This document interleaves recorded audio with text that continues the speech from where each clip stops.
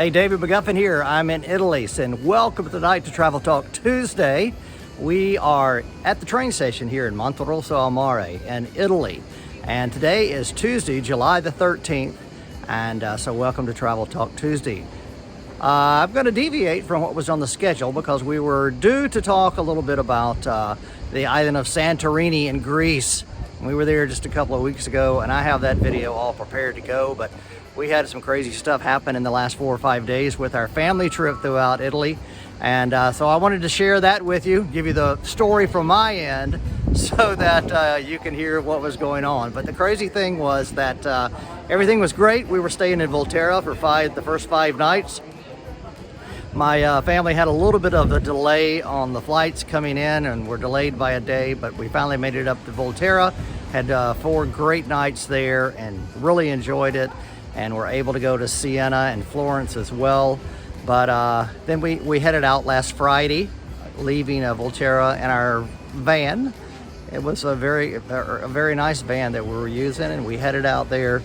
And we stopped in Pisa along the way to go up and see the Leaning Tower. Well, I parked in the place I usually park for years and years and years, which is the big bus parking area right near the Leaning Tower of Pisa, about a 10-minute walk from the Leaning Tower of Pisa. And we parked there. It was crazy because there wasn't a bus in sight, almost an empty parking lot with maybe 10 or 12 cars there. And so we went ahead and left the car there. Actually, I dropped everybody off. I dropped everybody off up at the tower almost. Came back and parked the car in this now empty lot and walked in to Pisa, visited the Leaning Tower with the kids and everybody, and we had some lunch, got a pizza lunch, and headed back. And I left them and went back to the parking lot to pick up the car. I had this crazy sinking feeling, just a desire to get back to that parking lot because I felt a little uncomfortable after I was thinking about it, leaving the car there when there was nobody else around. And sure enough, I got there, and as I approached the car, the van, I looked and I saw that it looked like the window on the passenger side was rolled down. I was like, gosh, I know I couldn't have left that. And as I got closer, I noticed that the window was smashed, glass all over the ground, and then my heart began to sink and sink and sink. And I went around to the back of the van, opened it up, and there was not a trace of any of our stuff. No clothes, no backpacks, no electronics, no nothing. Only the clothes we had on our back, and our passports, thankfully, in our pockets, our money, thankfully, in our pockets, our credit cards, thankfully, in our pockets. But beyond that, our phones in our pockets, but beyond that, we had nothing at all. I remember getting on the phone, calling back to Charlotte, saying, oh my gosh, something terrible has happened. Everything's been stolen. There's nothing I can do. I'm coming back to pick y'all up. So I drove back and collected them halfway along the way. They were in tears by that time, most of them, especially Lillian and Julia, the grandkids, and Lori. And I was just so terribly depressed. I don't know what to think of it. So in the first 30 minutes, it was like, oh my gosh, let's just pack up, go to the nearest train station, catch a train back to Rome, and go home. And I actually told Charlotte that, and I was talking to Brian, my son, and Buddy, Lori's father, and saying, what on earth are we going to do? So after we kind of regrouped a little bit and gathered our thoughts, we decided to, first things first, we go to the Questura, to the police station, and file a report, because it wasn't the first time I'd ever had something taken on tour, but I'd never had everything taken. So it looks like about once a decade I get something stolen from me. So, I used to say, and I guess I'm still going to continue to say, that I make all these mistakes because so you don't have to. And that was a serious mistake of leaving that van there in that empty parking lot. I should have known better, and oh gosh, it just bothers me a lot, but I can't do anything about it. It's said and done. So we went to the Questura, filed a police report. So we've got that. So hopefully when we get back home, we can collect our insurance and replace all those items, because really they were just things, nothing that we couldn't do without and can't replace. So once we did that, the next thing came to mind was, golly, there's a lot of old people on is 4 of us that are old people, you know, over 60, and we take medication all the time. So we walked around the corner from the police station and we purchased, went into a pharmacy, and the pharmacist there was able to help us with everything that we needed. And so like the drugs that I was able to purchase, which at home would be $500 or $600 if we bought them outright, were $36 for me, 36 euro for us. And so all of us were able to get our medication. And so there we go. We had our police report filed. We have our medication. So we called our friend back in Volterra and said, we're in Pisa, or can we go to buy some clothes and to get some, you know, the provisions that we need to continue our trip. So we went to this huge store called Carrefour. It's similar to Walmart that has groceries, clothing, a one-stop everything type store. We thought almost everything, and we were able to buy a few suitcases, backpacks, and enough clothes at least to get us to the Cinque Terre and to get settled in, which we did. And we were able to continue on the trip. We got back to the train station in Pisa. I turned in the car with the broken window glass and gave them a report, and thankfully I had purchased insurance for the car, so there was no additional fee there. And then we got on the train, caught our train late getting out of Pisa, and we made it to the Cinque Terre just as it was getting dark, around 8:30 or so. And so that was fine, and we had 4 great days after that into the Cinque Terre. But gosh, let me go back to that parking lot, because you know, it all relates, I think, to COVID-19, because normally that parking lot would be loaded with guards and loaded with tour buses and drivers and people walking in and out. And just me, I was assuming that that would still be the case and to be safe. And so COVID's affected a lot of things, a lot of people. And so what I'm going to do is show you a few images of Pisa before the event happened. Just took a few images of my van being busted up, and then show you the last 4 days that we had in the Cinque Terre. So you could see that attitudes and conditions got a lot better once we were able to settle in, experience the beach, and get the basic provisions that we needed to continue on our trip. So everything's going great now, but I did want to share that story with you because, my gosh, who would have ever thought that would happen? But I wanted you to hear it from me. So hey, enjoy right now a look around Pisa and a look around the Cinque Terre. I think that's our train coming. So we'll catch you at the end of this video series, okay? Hey, ciao, your adventure starts here with David McGuffin's Exploring Europe. Hey, David McGuffin here, walking down the main walkway here in Pisa, leading from the huge bus parking lot inside the medieval walls, where the Baptistery, the Leaning Tower, and the church is located in an area called the Fields of Miracles. The Field of Miracles. Typically, this walkway behind me would be totally loaded with tourists and vendors of worthless crap selling all their wares, and tourists, loads and loads of buses paying 140 euro for an hour's worth of parking to send 50 passengers off of each bus to come look at the Leaning Tower here. Now, nobody in sight. Let's go take a look inside this medieval wall and see what the church, the baptistry, and the tower looks like. Just a couple of vendors over here, and that is it.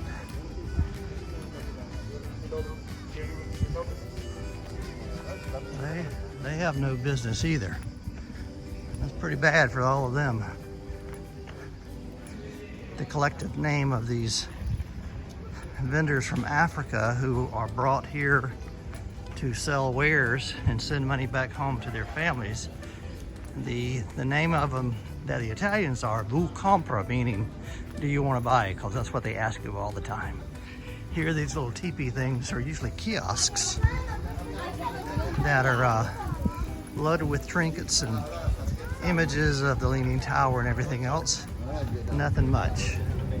This little family just came by, obviously doing a bus tour. A couple of tourists here local McDonald's still in operation. Hardly anybody here. Maybe the closer you get, the more kiosks.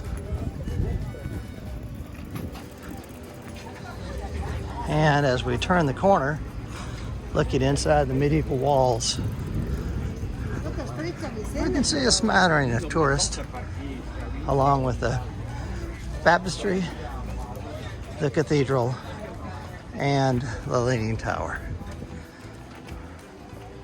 So there you have it.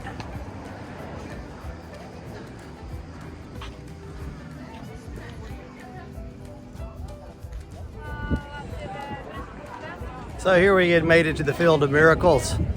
1064 is when this cathedral, bell tower, and baptistry were built. That's a long time ago, and everything's still standing. You can see the perspective here over my shoulder, how that tower definitely is leaning, but believe it or not, the church is leaning as well. Let me spin over another 90 degrees so you can see the third element of a Tuscan church cathedral complex is the baptistry, which is here. This is baptistries are usually known as the Baptistery of St. John, always named after that because of John the Baptist. 1064, pretty dang amazing. And although there's a smattering of tourists here, nothing like in normal years, 2019 and beyond. This entire complex is known as the Field of Miracles and consists of the cathedral, the Duomo, as you see here, the tower, the Leaning Tower. There's a huge cemetery, a memorial cemetery in the background, and just around to the front, as I pointed out earlier, is the Baptistery of St. John. Those four elements make up some of the most famous churchyards in all of Tuscany.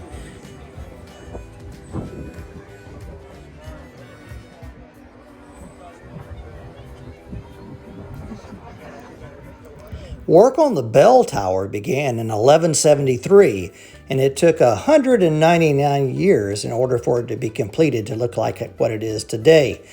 In between, there was a whole lot of wars and fighting going on between Pisa and the local city-states, and there was the trouble with the ground settling and the tower beginning to lean. Finally, in 1319, the seventh floor was added to kind of correct a little bit the skew of the tower. And then in 1373, the bells were added, and there's 7 bells there, each one defining one pitch of the major scale. The tower itself now is leaning a little less than 5.5 degrees, and if you were to drop a plumb line from the top to the bottom, it would be skewed or off by 15 feet from top to bottom.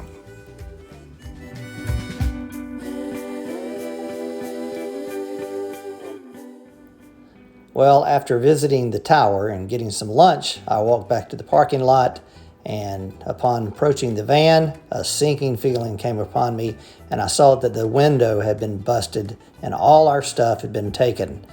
Gosh, here's a view of it with the window glass being broken out, and you can see behind where the 100 tour buses usually are parked, but not a single one there. And it was just kind of, just such a terrible feeling for all of us. After visiting the police to file a report and then visiting the pharmacist to refill our prescriptions, we hopped on the train and headed to Cinque Terre. Here you see Lillian and Julia, all in their new Italian clothes, happy now that we're on the way on the train to the Cinque Terre.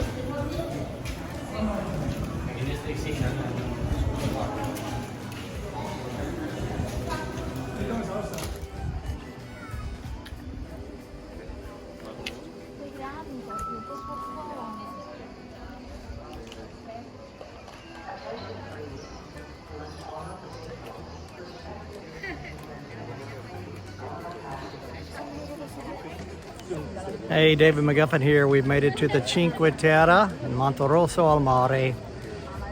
It's a Saturday, and gosh, there's a lot more people here than I anticipated in these post-COVID times. Mostly Italians and some Europeans.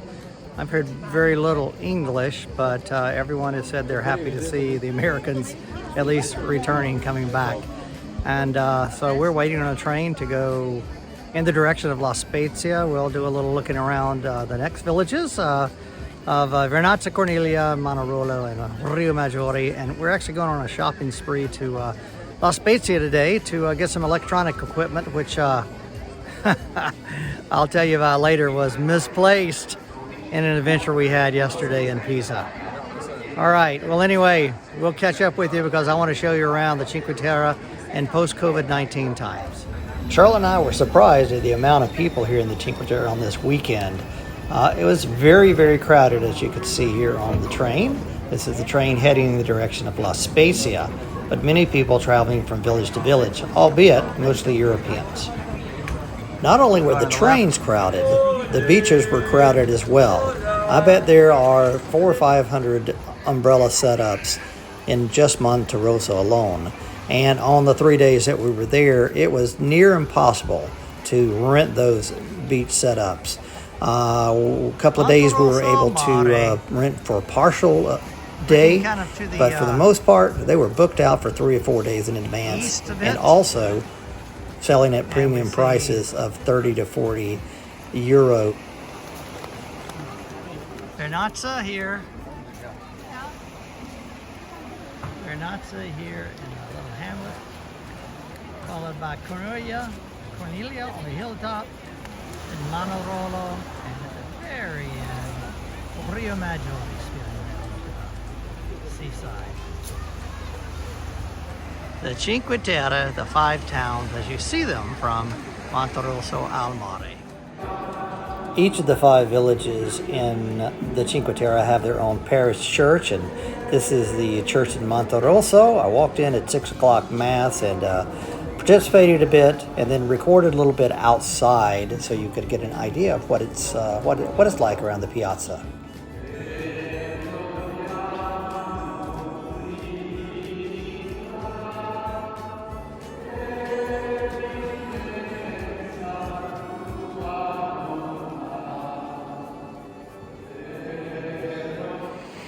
Hey, David McGuffin here. We're in Monterosso al Mare in the Cinque Terre.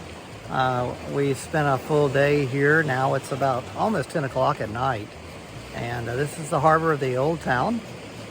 And it's just beautiful, all lit up with the lights reflecting there in the water behind us. We've got the church and the monastery up there above my head, gleaming. And of course there are plenty of restaurants. The tower you see over my left shoulder here is the bell tower of the city hall. And Charlotte and I have spent the day trying to acquire items which we had lost in our theft we had the other day in Pisa. So we went up to the nearby town of La Spezia, and we went up to the Apple store and picked up some chargers for our phones and our watches. And we've been trying to get clothes and underwear, since all that stuff was stolen for us, along with hang on, there's a car coming by here.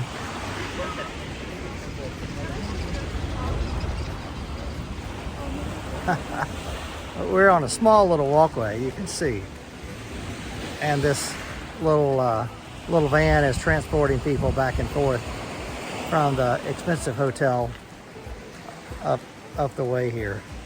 But anyway, we're accumulating the proper clothing again, with some bathing suits for our trek on the beach tomorrow. So we're having a good time, and we've recovered from the theft we had the other day as far as our energy and our fortitude to move on through this trip. So anyway, it's always an adventure. Hey guys, we're in the Cinque Terre. We're in the village of Vernazza tonight, and we've been swimming in the harbor. And we have had dinner way up here at Il Castello with my friends Monica and Massimo and Mama. And but we have a lot of a story to tell you, because we had kind of a downer day a couple of days ago. So what happened there? So we were in Pisa, and we took some pictures of us leaving, and then we ate lunch. When we came back, our window of our van was broken, and we got all of our luggage was not there. And you got robbed, and it was terrible, wasn't All it? they had left was everything that was not in a suitcase or a backpack and food. So they took everything we had in the van, except Everything scattered. Neck pillows. yeah. Neck pillows. And so, how did you guys were really upset, yeah. along with all of us. I Yeah. cried the whole day. And so the first thing we did is we decided. Yeah, we decided. Are we going to stay, or are we going to leave Italy? And we didn't want to be defeated, right? We wanted to keep staying. So the first thing we had to do. Oh, by the way, tonight we're in Vernazza, and Italy is playing England For the final, in the Super Bowl. Is it? It's like the Super Bowl. It's the final. Oh, this is the final. So don't stand up. Don't stand up. So we're hoping Italy's going to win. But right now, I think England is ahead. I'm not sure. Right now they are, but they might have just scored. Okay, but let's get back to the story. Because we were defeated. Yeah. So the first thing us old people had to do was we had to go to a pharmacy and get all our drugs. So we did that. The kids didn't need any drugs. Brian's right here too. I had we don't need pills. lots of medicine. We don't need pills. Yeah, you don't need pills. All I need is my headache medicine, and I'm good. Yeah. So after we got some drugs at the pharmacy, which is a piece of cake, because we just told them what we needed, and they no prescription or anything, they gave it to No us. prescription. And then Got we all the went to a big mega store in Pisa called Carrefour, and we tried to buy all kind of colors. So I'm in an Italian outfit here. I'm in the clothes that I was wearing the day of. Yeah. And And the girls are in I'm falling new off clothes. right now. y'all wear new clothes? New That you clothes. bought at the Carrefour. I need to get off. Here we go. No, you have to stay right here. No, I need to get off. She's good. Arm. Okay. Oh. And then we finally got on a train and came here to the Cinque Terre. It's bad. And we've been here 2 days, and it's okay. So what did you do the last 2 days? What have you liked about the Cinque Terre? That we went swimming. And they have really good ice cream. Yeah. There's this place that we went to. And they also have good And you love their pasta. The Tonight pesto. we had dinner up way Way up up here. high. And what'd you have? What'd you like? I had A fish. oh yeah, I had That Massimo cleaned for you. I had the pesto. And Spaghetti. yeah. So in spite of the downer with everything being stolen from us, Everything. robbed from us, we're still having a good time. And at least we didn't lose people. We didn't lose people, for sure. And so we're moving on. We're spending another day in the Cinque Terre, then going to Venice and to Rome. And the good thing is that we all have new Italian clothes, and we have very few I have new suitcases. glasses. Very few suitcases to get around. Tell them about your glasses. Oh yeah, the day that we left, well about a week ago before we No, left. a day before you left, Yeah, you broke them. Yeah, about a week before we left, I accidentally slept with my glasses on because we were watching a movie. Yeah, before and they broke. So then Daddy fixed them. Well, he did. And then about a week later, I was doing handstands, and they fell on the couch, and then they just snapped in half. And then we tried to glue them, and they broke the day we left, and so we had to get new glasses. Where? In the Volterra. And Volterra. So you went to a glasses But that shop. was all before. That was all before the theft. But at least one of me had her glasses on before the theft, right? The only thing that I'm wearing that's not Italian is my watch. Which is pretty good. Everything else is Italian. Everything that Viva Italy! everything that I'm wearing is Italian. Yeah. Okay. Do your own. Buonanotte. So maybe Italy scored because everybody's happy over here. Okay? That's the story. We'll talk to you later. Cut it. You gotta do this, right? Okay, that wraps up Travel Talk Tuesday for tonight. Hey, next week I'll be back home in my kitchen. We'll catch up with another destination from Europe. Your adventure starts right here with David McGuffin's Exploring Europe. See you later. Ciao.